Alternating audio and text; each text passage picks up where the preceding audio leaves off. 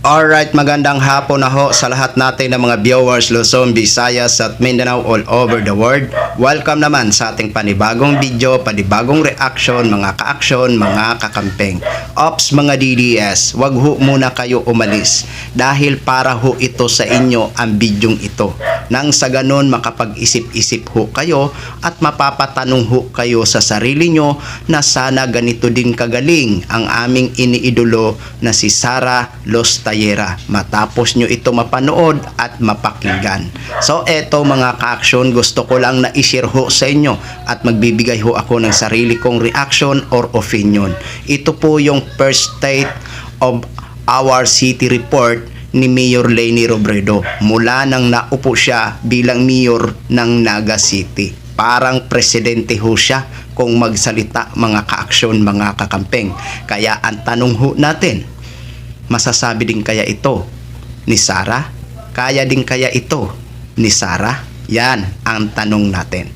So dalawang video ho ang ipapanood ko ho sa inyo. Unahin po muna natin itong isa. Eto po, panoorin ho muna natin ito. But history has taught us that these are the changes that give the most lasting impact.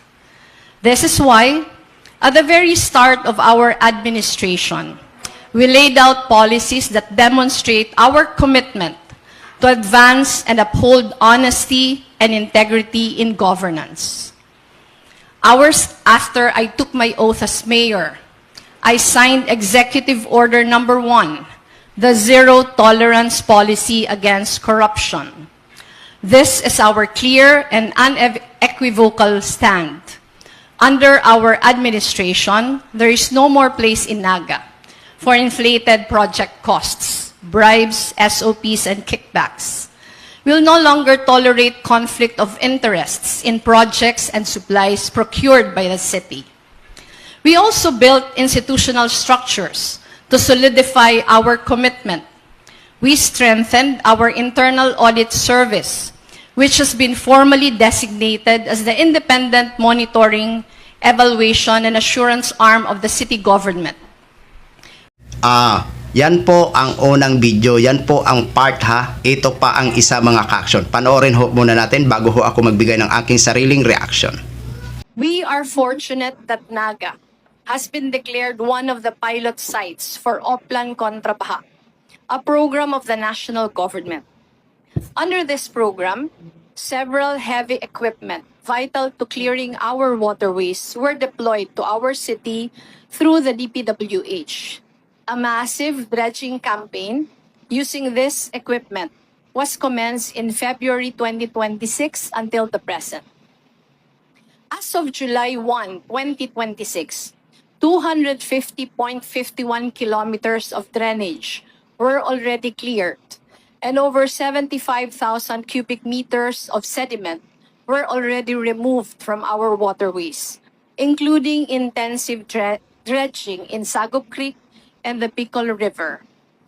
Because our collective safety must always come before individual obstructions, we have mapped 523 structures that impede water flow, issuing citations under PD 1067 to those with violations.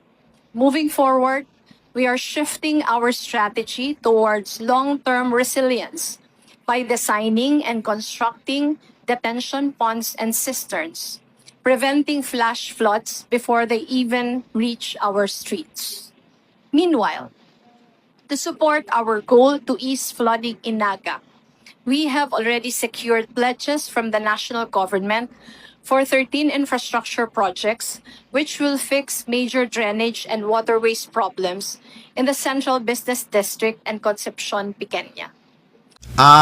Narinig nyo na mga kababayan namin na mga DDS, di ba napakagaling kung magsalita o mag-deliver? Ito si former Vice President ngayon, Mayor ng Naga City na si Leni Robredo. Napakagaling magsalita. Parang presidente, parang si PBBM lang nung suna niya. Tuloy-tuloy ang salita na walang binabasa, English kung magsalita. May ganun ba ang inyong Sara? Kaya din ba kaya yan ni Sara na magtuloy-tuloy ng English magsalita na walang binabasa?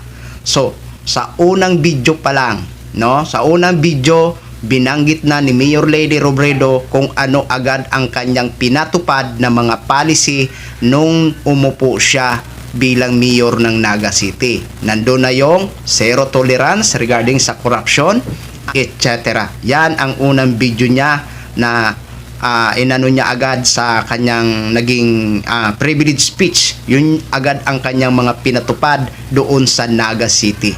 Pangalawa, nabanggit ni Mayor Leni Robredo ang Oplan Kontrabaha. Alam naman po natin, yan po ay tulong mula sa national government sa administrasyon ni Pangulong Bongbong Marcos at dinescribe niya kung gaano kaganda o kung gaano kalaking tulong ang Oplan Baha sa kanila, Oplan Kontrabaha sa kanilang lugar sa Naga City. Maliwanag na maliwanag, ibig sabihin, kumbaga, napakaganda ng Oplan Kontrabaha na tulong mula sa national government sa administrasyon ni Pangulong Bongbong Marcos. May mga binanggit pa siya. Marami po siyang binanggit dahil ano po yan, naka-live po yan mga ka-action kahapon yata, kung hindi ho ako nagkakamali. Pero yan lang po ang mga part na pinanood ko sa inyo, pinarinig ko sa inyo. Ngayon, kung gusto nyo ho marinig ang buong puntahan nyo po ang page niya na Mayor Leni Robredo. Andun po ang kanyang buong pagre-report sa buong Naguinyo. Okay? So, ayan po mga ka-action, mga kakampeng. Grabe ho, agad ang kanyang pinatupad na policy. Yan po ang mga pulisiya. Ngayon, mga DDS, ang tanong ko sa inyo, kaya din kaya magsalita ni Vice President Sara ng duro-diretso na English speaking kung magsalita? Yan lang naman ay tanong namin. Kaya sabi ko sa inyo, mag-isip-isip kayo ng 2,000 pag-iisip. May panahon pa. Okay? So, yan lang po mga ka-action, mga kakamping, no? Gin-share ko lang ho sa inyo yan. Maraming salamat ho sa ating mga viewers, Luzon, Visayas at Mindanao all over the world. Ako po ang inyong lingkod, si The Action Man. Have a good day, everyone.